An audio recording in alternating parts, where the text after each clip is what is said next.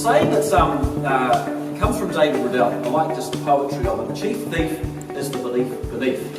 And should we all say it together just to check we're not tongue-tied? The chief thief is the belief beneath. Our thinking genuinely affects our behaviour. Our behaviour genuinely produces our results. The way to change things is to look at the thinking level. So what I want to do in this session is to look at the way that we perceive the purpose of geographic ministers' associations and the way that we perceive them within the context of the national church.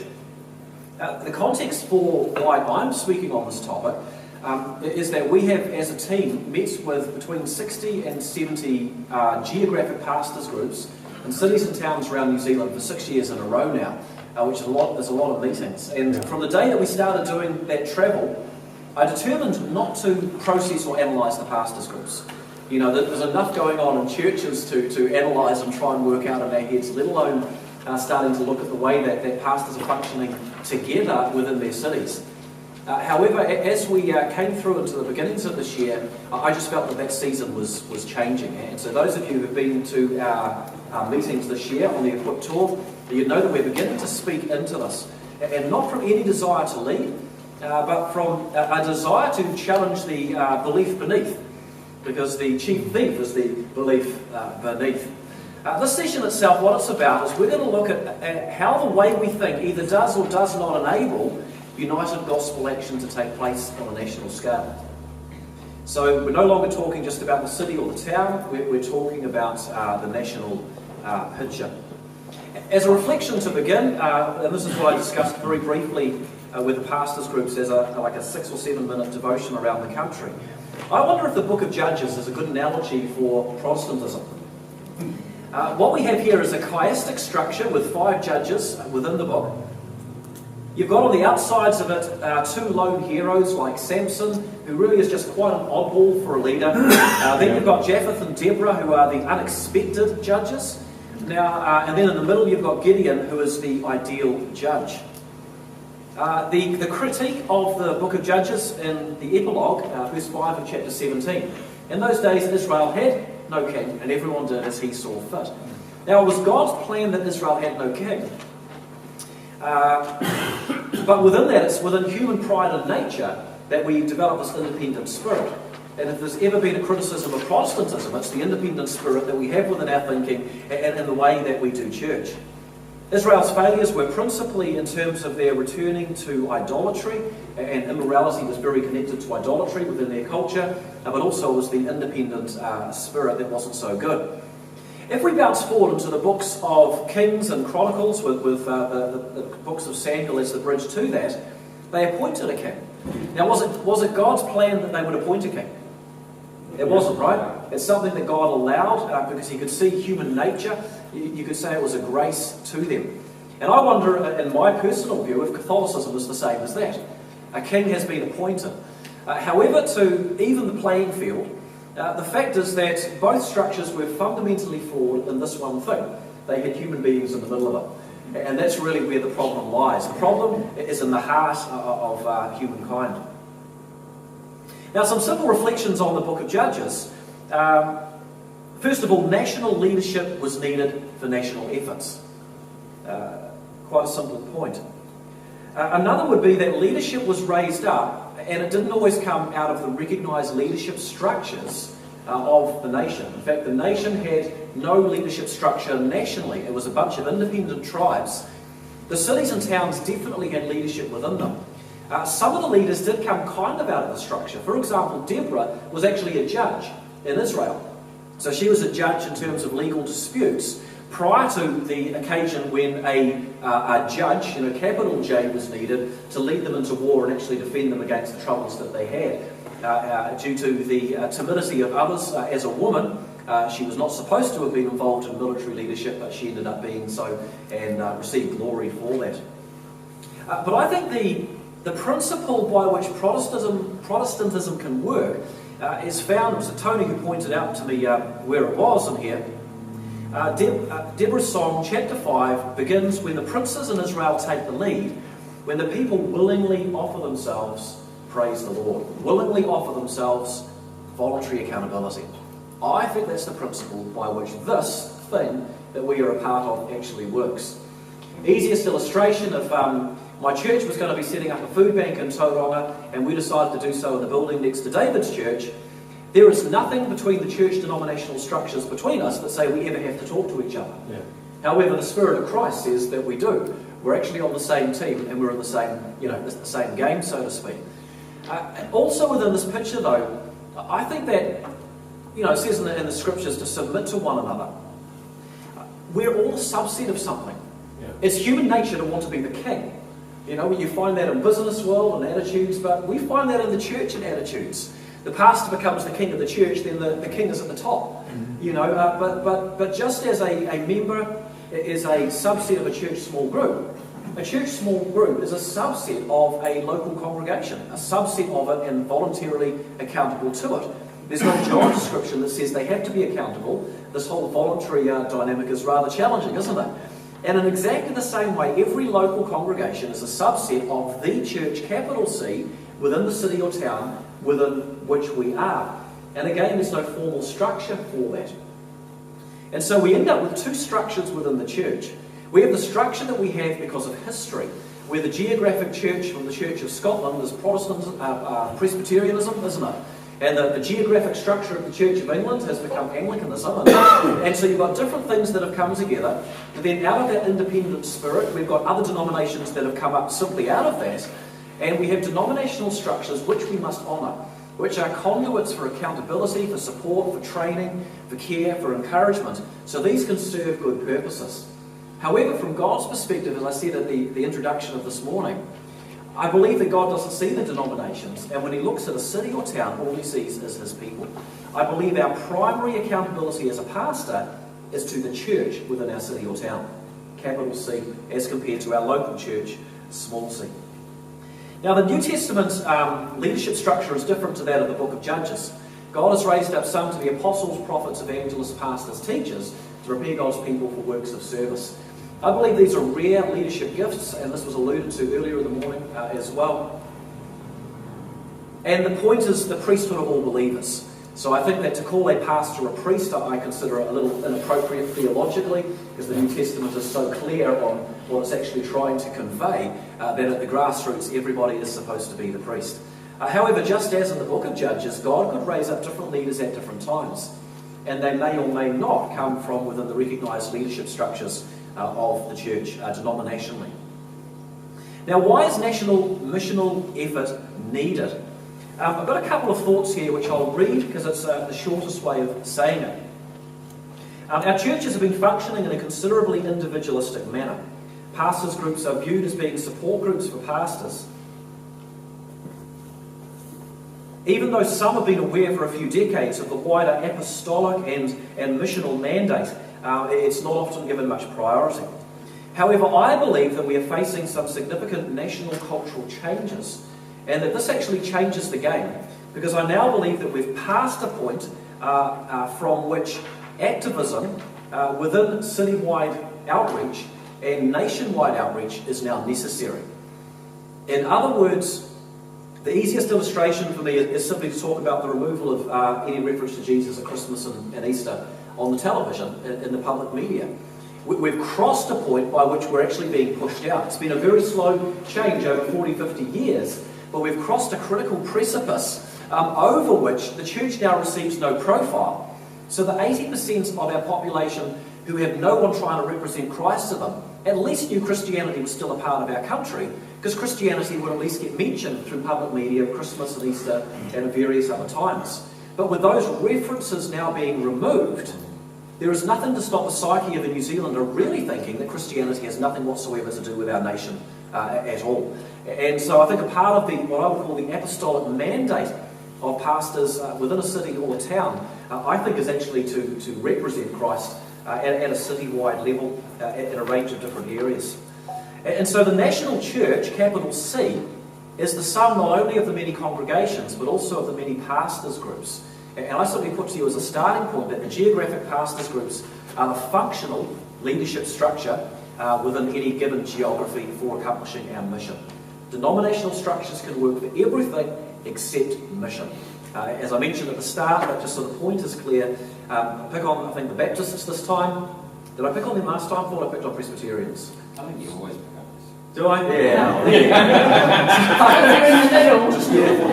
Just go for what he says. So the Baptist churches cannot say, we're going to take the community of Thames, because they are only one of a number of churches in Thames. The Baptist churches can't say we're going to get Auckland saved, as if it was their right to lead the whole church in Auckland. It would be all of the churches together within Thames, all of the churches together within Auckland that would need to meet and to pray, as we've heard in the previous session, to seek God's wisdom and strategy, and then to find ways by which we could engage. So let's come on to two different areas.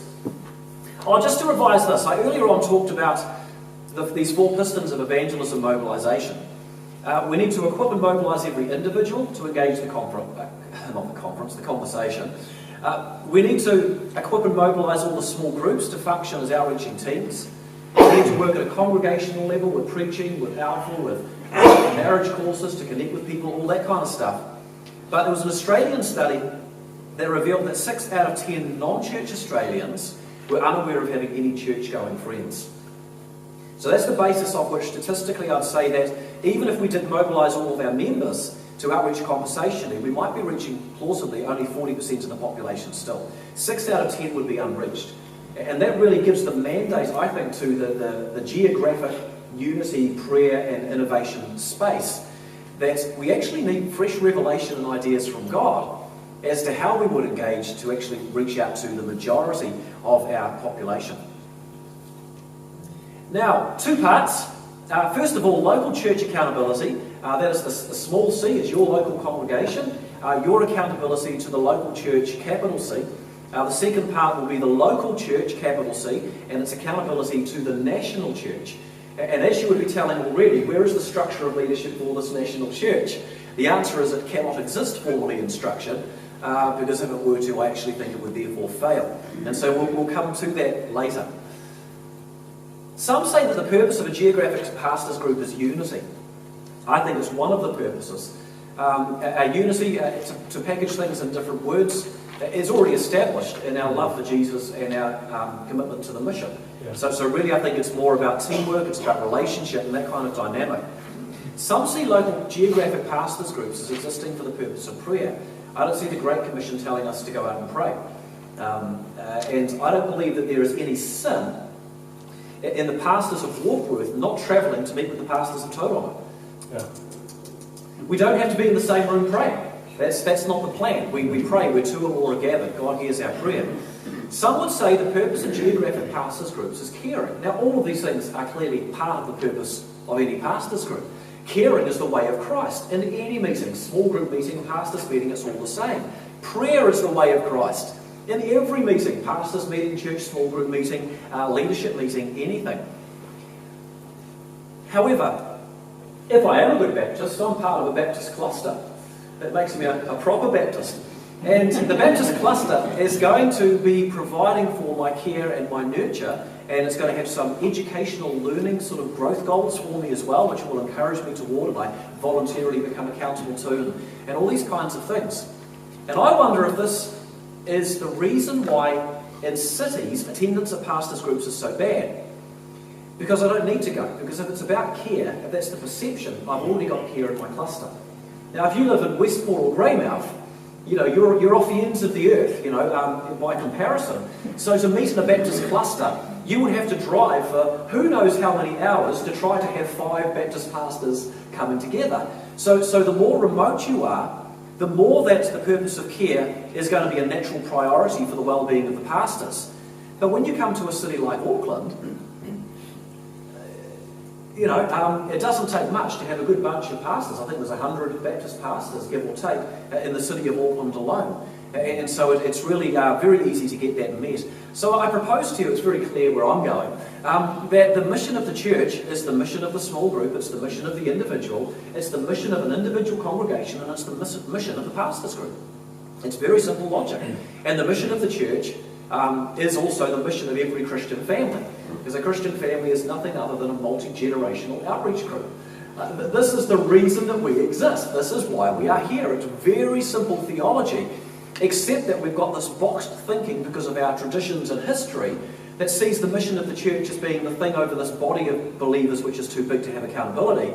But for some reason we don't think the mission of the church is also the mission of every church small group. And so these are Bible study and fellowship groups, and for some reason they don't focus on their mission. That makes no sense. And then for some reason we think because the mission of the church only belongs to the congregation, as if the word church meant congregation, which it doesn't, we then think that the pastors group is for the care and the unity and the prayer. But again, no, it's not. We have to reach our cities. We have to reach our towns. This is why we exist. This is the sole reason suffering still exists on planet Earth. Jesus will not return until his mission is completed. There is a perfect time. He is willing that none should perish, but that all should come to repentance. Fuzzy thinking, but very simple. So I propose this. The primary reason a geographic pastors group, as distinct from denominational, comes together is its mission. Of course we're there for teamwork and relationship. Of course we're there to pray. Of course we're there to care for one another. These are the way of Christ. But the mission is the top thing. However, it will only exist if there's a networker who pulls it together. And this is where the irony is that the functional process is almost the opposite to what I've given you on the slide. And by the way, I'd say that's one of the key slides for the whole thing. You take a mental photo of that or write it down. Because I'm moving on right now. Where we need to go next is the life cycle of a pastors group. We need to understand what's happening in the dynamics of these groups, because there's a wide range of them functioning in a wide range of ways. Very varying dynamics throughout the country. To go into this, I want to take you into the life cycle of a church small group as a simple reflection. It achieves two purposes. I'll give you that again if you like. It's useful for what we're talking about. It's also useful for introducing small group theory, which I think needs to be talked about right around our nation. In a church small group, the first stage is orientation. We all get to know each other. We're excited. The group has come together. It's new. We might be going somewhere, but we're a bit nervous. I don't know if we're going to be going somewhere, and I don't quite know what these people are like. Very quickly, we get to what's called the conflict stage. Because this one just talks all the time, this one's really opinionated, this one's really silent, this one turns everything into a joke, this one here is always distracted and playing on his phone, and so there's all these personality kind of differences, and so we're a bit apprehensive about whether we will ever come together as a team, because the diversity here is just uncomfortable. And some people also would like to be in a team that's actually going in a direction. And so this is the vision forming stage, and by God's grace, the leader manages to facilitate the group becoming a cohesive whole with a vision, in which case you have a sense of community. You come to love your group. This takes at least 3 months, in a typical small group, possibly 6 months if there's leadership understanding the process. Now, the next stage is, of course, action. There are coins in the jar. It's now about spending them. We're not here for ourselves. When I hear of small groups, and I've actually overseen, of course, small groups, and I remember a small group that had been together, I think, for 14 years at the point where I was asked to be cell pastor. And honestly, I think they're still together now. And that's 10 years on again. And I remember challenging the DNA of what was going on, and I felt angry and I felt sad. It was the most friendly Christian environment I've ever been in. I put that to you. This cell group was unbelievable. They had been friends for life and in a small group. They were growing their children together. The Christian fellowship environment was awesome, but their backs were to everybody else. And that's unacceptable. This isn't life to be enjoyed. We can enjoy life, but that's not our purpose here. Mission trumps enjoyment, in the Christian worldview. If the action stage is engaged in, we will end up at multiplication. I put an asterisk there because while it's called a stage in all of the books, it's not actually a stage, it's the end product. Action is successful, you've got too many people, and you learn the science of how to get two groups without having people upset. This is sometimes also called the forming, storming, norming, and performing. Another way of saying the exact same thing. Now, some simple reflections on the church small group. First of all, the necessary end goal is multiplication because God has given us a goal. Secondly, the most dangerous stage is community because this is where we can become a self-serving group and enjoy our fellowship and our Bible study and say, let the damned remain damned. Yeah. This is about us and this is about nothing else. Yeah. The leadership challenge is action, the action stage, because what you've got is a seesaw. Every time you spend time saying, how are you, what are your thoughts, feelings, we encourage each other, the group begins to love being together. And every time you go out and paint somebody's fence, no matter what you're doing in the action stage, it actually spends those coins. And if you stay here for too long, the attendance will drop off and the momentum will die. So you've got to be continually feeding the group and popping back. But to state something which is really obvious, but it is good to state, someone has to lead. Amen. Now, photo stage if you want to. Let's talk not about the life cycle of a pastor's group. Let's talk about the life stages of a pastor's group. The difference is that every church group's goal should be to multiply, right? So often we say colloquially split or to divide, but so that you train all your members to say multiply because it's a much more positive word. A pastor's group is not trying to multiply. You're not trying to have 2 pastors groups in the city. Woohoo, we've reached 20 pastors, let's have 3 pastors groups. Instead, it's different. So it's a closed group, and some churches might have interest-based or role-based small groups, like your small group structure could be your worship teams actually meet as a small group. You're only allowed to be a member by nature of being in a worship team, in which case mission can't be a goal really of that, and multiplication isn't it. Anyway, the pastor's group, orientation stage, pastors get to know each other. Every pastor is the king in his own castle. There are a wide range of attitudes and things going on in pastors' groups around the country. There's a lot of fun to be had in pastors' groups. The conflict stage, we realise the differences. There's people who are strong-willed and strong-minded. There's people set in their ways. There's people who are tired and over it. There's all those dynamics. There's the jokers who turn everything into a joke. There's the ones with energy. There's, all that stuff going on. Third stage, exactly the same community. A bunch of pastors begin to share the same heart. They begin to love being together. They love coming together for coffee. They come together for prayer. And this is the dynamic and the place where many pastors' groups manage to get themselves to. But the action stage is what needs to follow. And that is where the pastors' group reminds itself, this is the geographic again, not denominational, what do we exist for? We exist to reach the city. And to give you the same for reflections here, the necessary end goal is outreach and action. The most dangerous stage is the community stage because the pastors' group likes being together. And that will inhibit our ability to ever pursue the action goal. The leadership challenge is exactly the same. There's an input-output thing. Pastors sometimes turn up and they need care and support. And so pastors' groups right around the country are always struggling with how they balance bringing an agenda or simply caring for the people who are there. This is that seesaw balance, and it's very difficult to manage with so many groups wanting time from the pastors' groups. But to state something obvious, yet something phenomenally profound that needs much reflection, someone has to lead. And without leadership, this thing at the very best through a facilitatory networker will reach the community stage, but we will never achieve the purpose for which God has called us and has placed us there. Now, what output can pastors' groups have?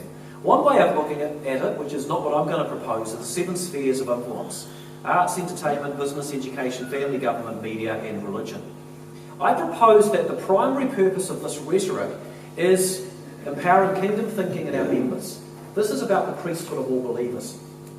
We have teachers, principals, head teachers and school counsellors in our church, for instance. Then my role as pastor is to empower them to understand that that is the sphere of influence God has placed them in to try and change the world and make it a better place. However, within a pastor's group, so just spread that across the other 6 points there, in a pastor's group, it doesn't mean that a pastor's group can't have a representative religious spiritual role within education. For example, having a relationship with principals in the hope of being able to protect the place of religious education in schools, if that ends up being a thing of debate within the community. Or identifying social problems within the school and seeing if the church could participate in providing solutions, such as the appointing of chaplains to schools through 24/7 within New Zealand. So the church groups can, the pastors' groups can of course identify the 7 spheres as a framework for considering initiative and innovation, but really the gist of this is every member equipped and mobilised where they are. The Christian who is a teacher should not have an ambition of ever being a pastor. That's their place for ministry, that's their place for influence as a servant to God. Pastors' groups, I think, have 2 key roles: prayer and united effort. That united effort is, I think, outreach-oriented or outreach-motivated, but I think the things that we do in wisdom are really varied. I think what David has brought to the table and having different personalities speak enriches these things. And I apologise that Tony was unable to speak the first session, because again, to have heard a different person's rhetoric and framing of these things, I think is rich. To look at the second part of this, I think pastors groups, first of all, steward strategic opportunities that exist. There's Bible in schools. I think pastors need to know the principles. I think we need to encourage parents of children to be on school boards, so that we're Johnny on the spot when an issue comes up with this, to be able to talk. I think mayoral prayer breakfasts, if they exist, or if they don't exist, get them started. This is something that pastors can steward. Christmas parades, being involved, so there's representation of the Christian community publicly. It's something that pastors steward. Other ideas, like in Harvard recently, Pastor John there has been throwing celebration meals for the fire department and the St John's ambulance and things like this. Again, it's a representative role and it's appreciated. Farmers were having a hard time during the poor payouts, so someone in their church came up with the idea of taking food baskets to, I think, 50 farmers that the church knew. And in taking them around, just saying, we're with you, we're praying for you during this sort of financially challenging time. These farmers were just so appreciative of someone who actually cared. So John thought, he was with his wife, he said, let's do this for every farmer within a 10k radius of town. So they put together hundreds of the food parcels and took them round, and then they hosted a special dinner for all of those people. He invited a speaker who was a Christian and a farmer, and then they just prayed for all the farmers for God's grace and power to be with them, and had a good 100 farmers turn up to their dinner. Representative roles. And there are, for example, pastors groups in New Zealand who meet with the mayor for prayer every single month on a monthly basis. So there's a wide range. Auckland's just started again on these things, which is great. Secondly, to be present at key times within the community. Christmas, we're getting pushed out. There are Christmas parades that churches are not allowed to participate in. There are business communities who have said no nativity scenes may go in shop front windows. There are Christmas community carol services where the church has relinquished the opportunity for 1 year because they didn't feel they could pull it together. The one I'm thinking of was taken over by the brass band, used as a fundraiser, and proceeded to have Christmas carol singing with no carols referring to Jesus, only jingle bells and that kind of thing. These are the trends taking place in our country. We cannot relinquish opportunities because the tide is going this way. You relinquish it, the chances of getting it back are not so great outside of a move of God's Spirit, which can happen, which highlights the importance of all the stuff that David said in the session prior to this. ANZAC is growing at the government's expense, the education ministry's expense, and the media's expense. It's a free wave to ride. It's being put there in contrast, I think, to Easter and Christmas, but laying your life down for others has a surprisingly biblical tone and ring to it. I encourage that we ride that wave, and I can think of a pastor in Ashburton who's invited each year to do an ANZAC service at a particular community and has 100, 150 locals turn up. He preaches the gospel clearly every year. They love it every year. They invite him back every year. We can have these pastoral roles in our community. Let's not ever let go of those, and let's be there to bless. Thirdly, can I just interject for a please. second? We were at a meeting night before last, and they were reminding us that there's been a big push on recently remembering 100 years since World War I. The armistice comes up next year. Peace is a good message. Oh, very good. Yeah, great. Yeah. Number 3, facilitating a team approach to meeting community needs. Lots of people need food. Let's start a food bank. Young people struggling with mental health issues. Could we set up a counselling centre for young people? Pastors talk together, so you don't have 3 churches doing the same thing. We collaborate and we work together. And finally, utilising other key profile opportunities. Light parties are quite notable. Non-church parents prefer their kids dressing up as superheroes and coming to a light party than for Halloween dressing up as a demon or a ghost or something else or scary.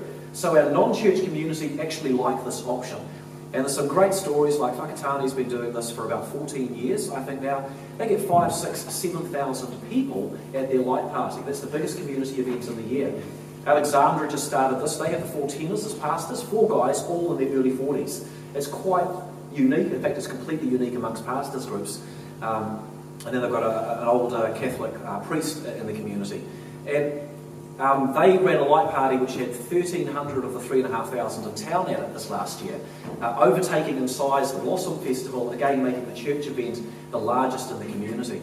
And when you're doing something that blesses, even if you're not sharing the gospel, you are putting coins in the jar with your community. You are putting coins in the jar with your council. They will absolutely love you for it, and the blessings will begin to flow. And an example could be in Taupo, where they've been attempting this thing called Easter Fest. It's an organisational, I was going to say nightmare, and I think they've bitten off a very big bite in terms of what they're trying, and pastors do not have capacity for it. It requires lay leadership to make that thing fly, who can put their time and effort into it.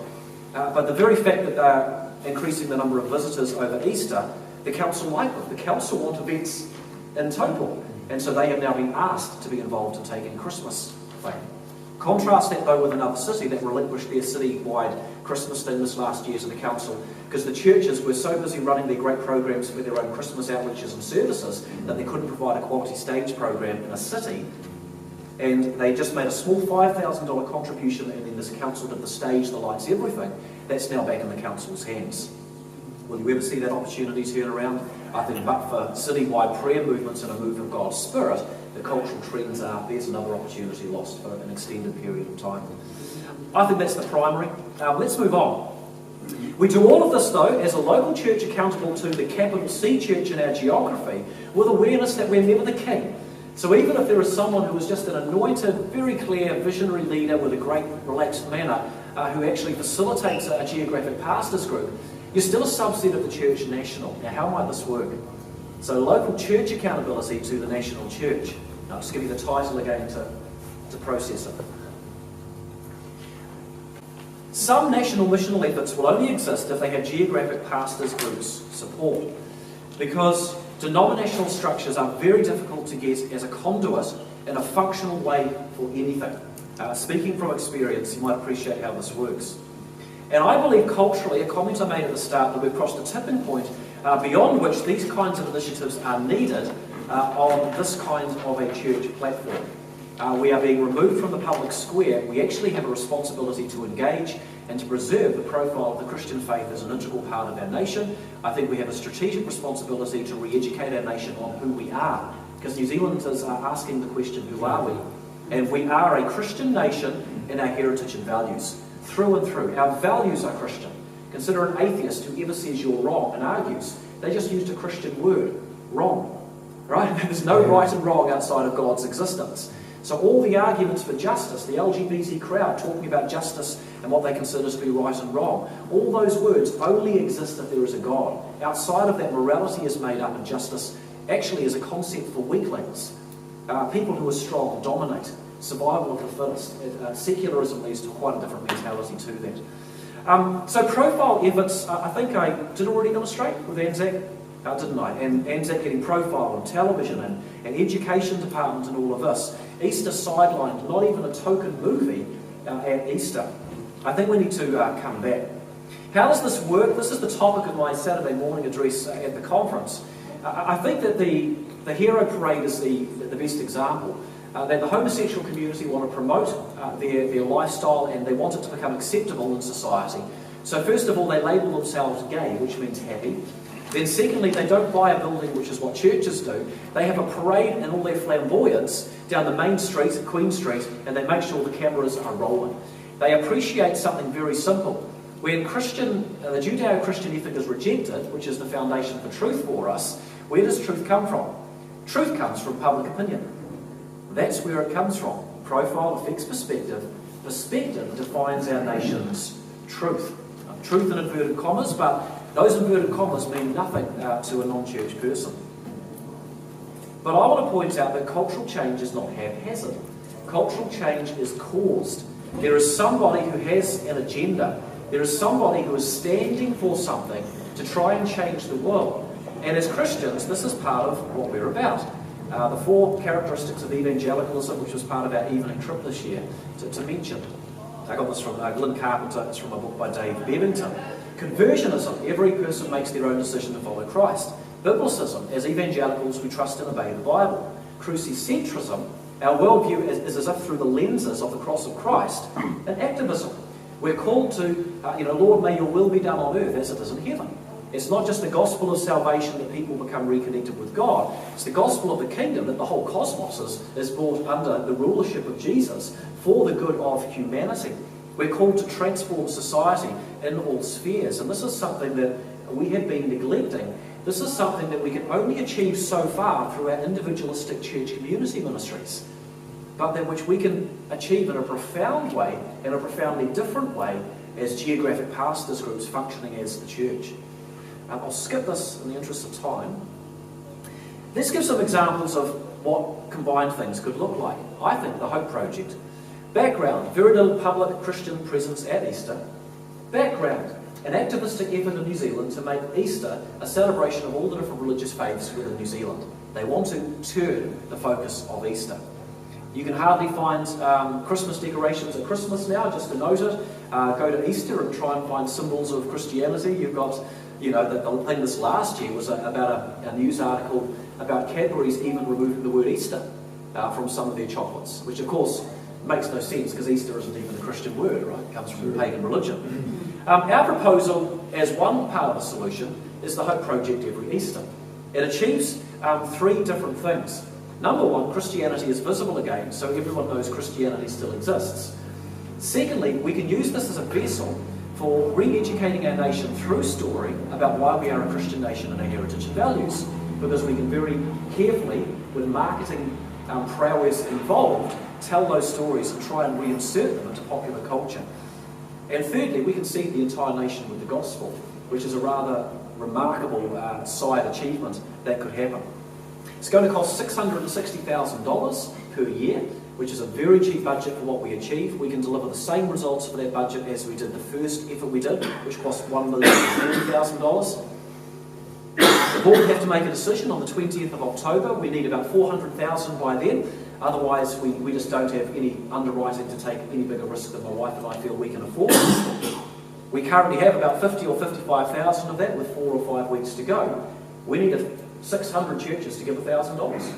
3,000 churches plus in New Zealand. We just need 600 churches to actually say, yes, we'll make this happen. Or 1,000 people or churches to give $660. It's achievable, but it requires different thinking. We've never had to do it before. It was a novelty for the bicentenary when we did the first 3 national media efforts. So that was a novelty for us. What I'm proposing now is new thinking. No, the secular media won't give us any profile or presence at all. For a very small sum of money, we can afford this. Need I begin on the amount of money that many of us are spending on our buildings, down to churches of 25 spending $1.3 million. So we can afford this out of individual congregations. 3,000 churches, just break down the dollars. I, however, believe we need 3 national media efforts per year. Not as a statement of ambition, as a statement of strategy to affect public perspective. My intuition says we've got to take Christmas and Easter for starters, and I think we're wise to engage in family. I think the best event for it is Valentine's. It is so charged with positivity. From a marketing perspective, we could be promoting every family marriage and how not to stuff up your finance course that come from all the organisations that our churches are doing, with a map of all those organisations branded separately to the church and with marketing prowess kept separate to the sexual politics of all of the issues. It's entirely possible, and the church could be made to look really good, and people would be thinking, so glad the church is in New Zealand. Bible in schools. Profile leads to perspective, perspective defines truth. Where do our laws come from? Marriage, a man and a woman. Many societies, many cultures, thousands of years. Whoops, laws changed. Public opinion changed.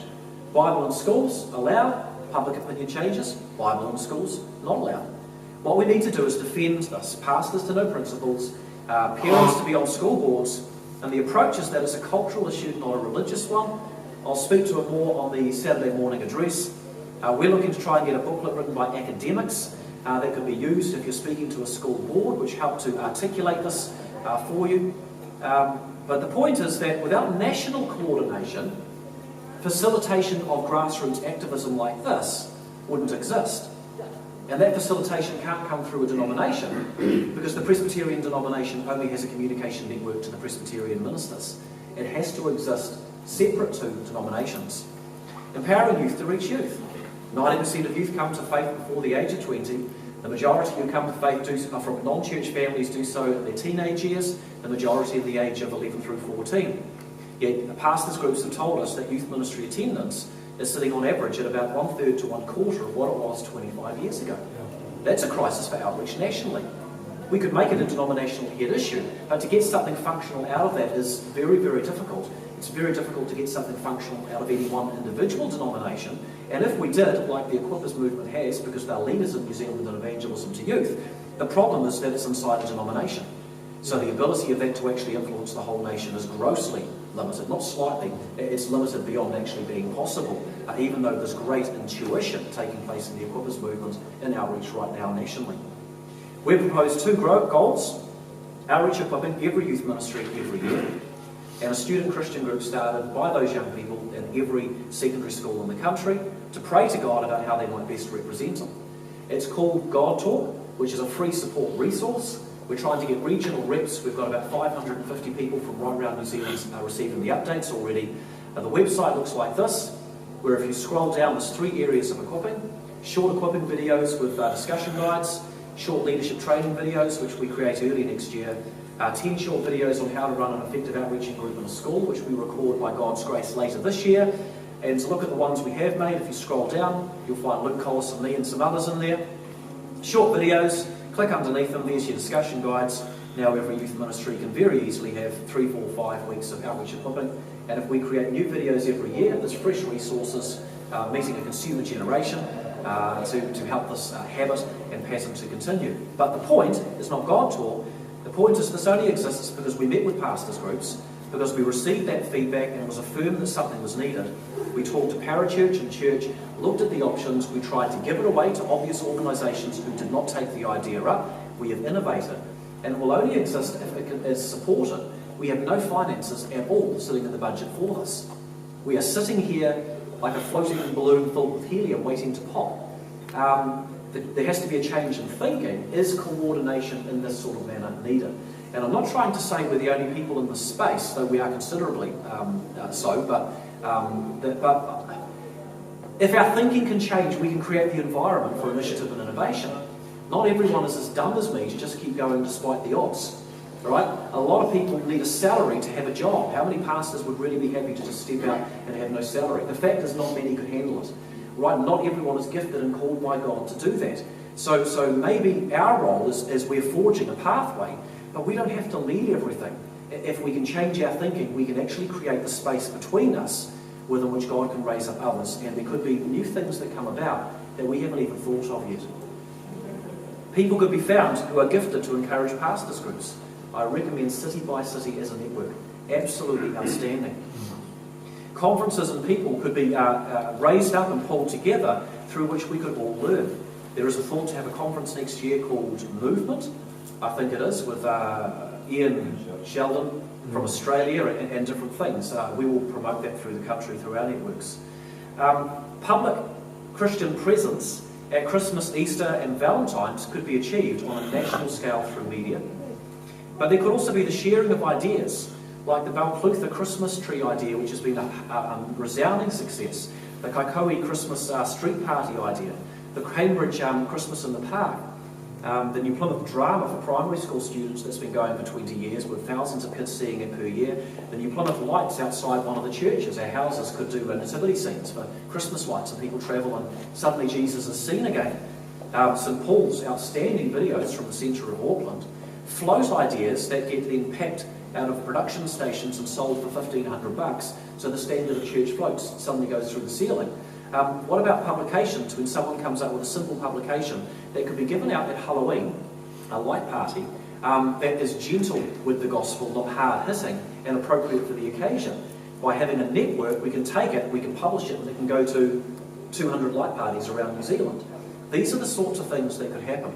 Light parties is an idea, kids go wild, and just skip to move on.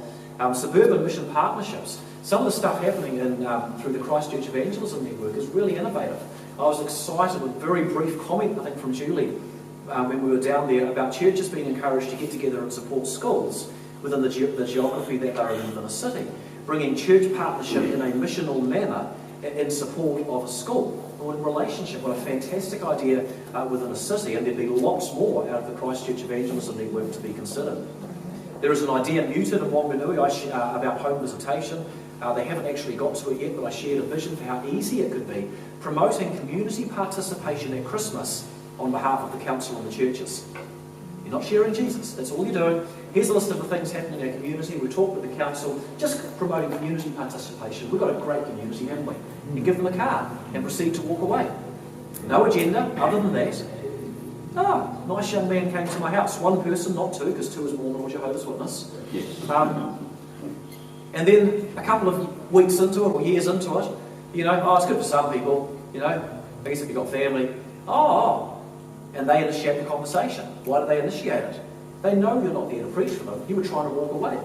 And your church would be loved just like that. So let's try and move on quicker to finish.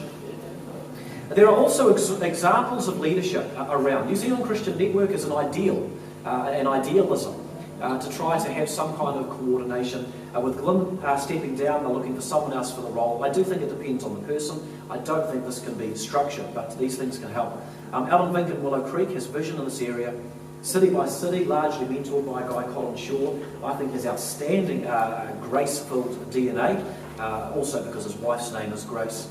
I also think that we bring something to the table, and I don't desire to lead something, but I'm here to serve the mission of the church, and I can see that there's a roadblock to it. Our pastors' groups don't recognise they have a mission.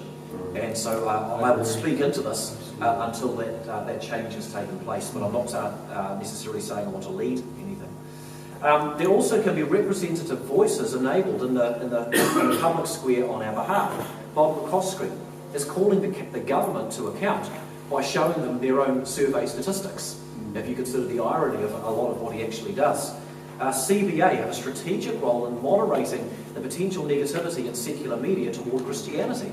First name basis relationship, helping these people, conversation becomes aggressive to Christianity, let's call a Christian, Frank Ritchie. This sort of thing. It's a very important strategic role in our nation. Stephanie Sewell, the current leader of CEC, a representative national role. And I put to it that we do in the media arena, I'm proposing 3 national things per year. We need about 1.1 million per year.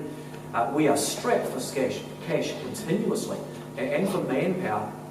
And if you know someone who's wealthy, who could see the vision that we're talking about here, someone who'd just give us $1 million a year would make my job so much easier than risking our personal finances again and again. If you can appreciate the situation that we're in, living by faith and ministering by faith, and this conference is under-attended. This is about to wipe us out as a charitable trust again.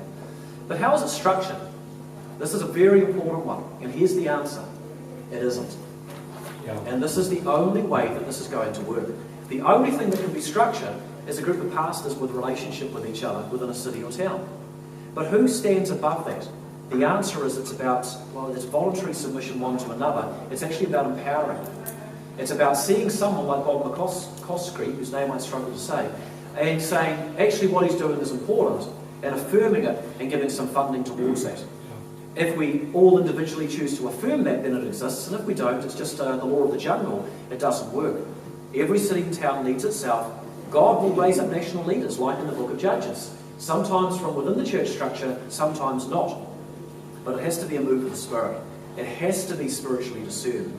And I put to you from a strategic vantage point, if it is attempted any other way, if leadership is too strong, too directional, with any DNA of I have to be in charge or anything like that, this thing will fall flat on its face before people have even walked out a door. It is about voluntary accountability. That is the principle upon which Protestantism will rise or fall. And it's a heart issue, and a heart issue in us each. Summary. Then I want to highlight some points to say what I haven't said so that we know that it exists, because this is the beginning of a conversation. Then I'll put the summary page up and we can start discussing at leisure. Lunch is only 8 or 10 minutes away. Apologies. Geographic pastors groups are the functional grouping for local national mission.